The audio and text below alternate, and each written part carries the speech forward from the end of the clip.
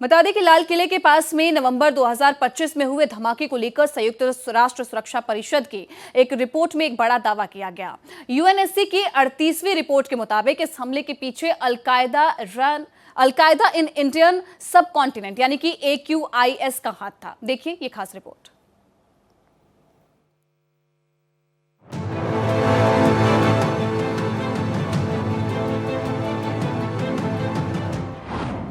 तारीख 10 नवंबर 2025। लाल किला के पास ब्लास्ट।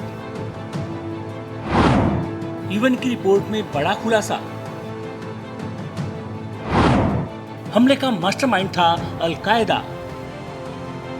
संयुक्त राष्ट्र सुरक्षा परिषद की प्रतिबंध समिति की निगरानी टीम ने दिल्ली के लाल किला के पास हुए आतंकी हमले को लेकर एक रिपोर्ट तैयार की है, जिसमें बड़ा दावा किया गया है कि अल-कायदा इन द इंडियन सब कॉन्टिनेंट यानी AQIS ने इस हमले को अंजाम दिया। रिपोर्ट के मुताबिक AQIS अब बड़े आतंकी समूह की बजाय छोटे छोटे सेल के जरिए काम कर रहा है। संगठन ने अपना लॉजिस्टिक्स और फाइनेंशियल नेटवर्क भी तैयार किया है और बांग्लादेश में भी अपने सेल खड़े करने की कोशिश कर रहा है। यानी भारत के साथ साथ दक्षिण एशिया में AQIS के बढ़ते नेटवर्क को सुरक्षा के लिए गंभीर खतरा माना जा रहा है। ये जो लाल किला की जो ब्लास्ट हुआ था उसकी इन्वेस्टिगेशन NIA ने की थी, नेशनल इन्वेस्टिगेटिंग एजेंसी ने की थी, और इन्वेस्टिगेशन में ये तय आ गया था कि इन्हीं की सबूत हो गए थे कि अल-कायदा के द्वारा प्रेरित ये ब्लास्ट कराया गया था। और उसके बाद अभी यूनाइटेड नेशंस की एक रिपोर्ट भी आ गई है कि इसमें अल-कायदा का हाथ था। तो अल-कायदा एक वास्तव में ही एक इंटरनेशनल लेवल पे इसको टेररिस्ट ऑर्गेनाइजेशन डिक्लेयर किया हुआ है और इसका डायरेक्ट और इनडायरेक्ट जो भी है संबंध पाकिस्तान से है।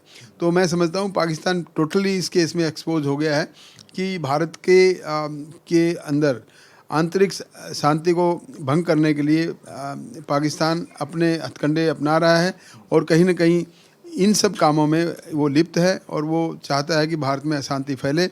और ये वाली बात अभी विश्व स्तर पर भी ये साबित हो गया है कि पाकिस्तान का टेररिज्म से डायरेक्ट और इनडायरेक्ट डेफिनेटली इसका लिंक है।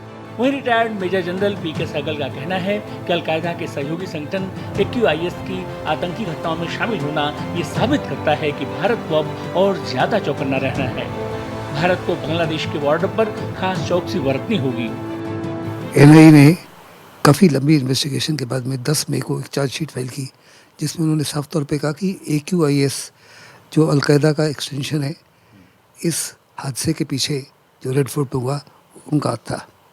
उससे पहले हिंदुस्तान को लग रहा था कि LAT या जैश ए मोहम्मद है और ये जो हमला कराया गया है इसमें पाकिस्तान या ISI इन्वॉल्व है, लेकिन साफ तौर पे पाकिस्तान और ISI का हाथ इसमें नहीं है। अगर वो है तो इनडायरेक्टली इन्वॉल्व है, नॉट डायरेक्टली। और इसी की पुष्टि की है अभी यूनाइटेड नेशंस ने। लाल किले के पास हुआ धमाका अब सिर्फ दिल्ली में हुआ एक आतंकी वारदात नहीं रह गया है। यूएनएससी की नई रिपोर्ट ने इसे AQIS के क्षेत्रीय नेटवर्क से जहां जोड़ा है, वहीं NIA की जांच भी AQIS से जुड़े मॉड्यूल तक पहुंची है। हालांकि यूएनएससी की पिछली रिपोर्ट में आतंकी संगठन जैश ए मोहम्मद का भी जिक्र था, यानी जांच के कई पहलू हैं। लेकिन सबसे बड़ी चिंता है कि दक्षिण एशिया में छोटे छोटे आतंकी सेल और उनके बढ़ते नेटवर्क। लाल किला ब्लास्ट में NIA ने पहले ही बता दिया था कि इसमें अल-कायदा का हाथ है। संयुक्त राष्ट्र की रिपोर्ट के बाद अब ये बात पूरी तरह से पुख्ता हो गई है और पूरे विश्व को मालूम हो गई है कि लाल किला ब्लास्ट में अल-कायदा के सहयोगी संगठन AQIS का हाथ है। इसके बाद भारत को और ज़्यादा सतर्क रहने की ज़रूरत है, जबकि बांग्लादेश जैसे पड़ोसी राष्ट्र में AQIS अपने पैर पसार रहा है और इसका जो कार्यप्रणाली है वो बेहद चौंकाने वाली है। छोटे छोटे संगठन के रूप में ये अपनी घटनाओं को अंजाम देते हैं और भारत में अभी लाल किला में जो ब्लास्ट देखने को मिला उसमें वाइट कलर टेररिस्ट सामने आए। ऐसे में कौन आतंकी है ये पता लगा पाना काफ़ी मुश्किल हो जाता है। कैमरा पर्सन रमेश राय के साथ आदित्य द्विवेदी, भारत एक्सप्रेस।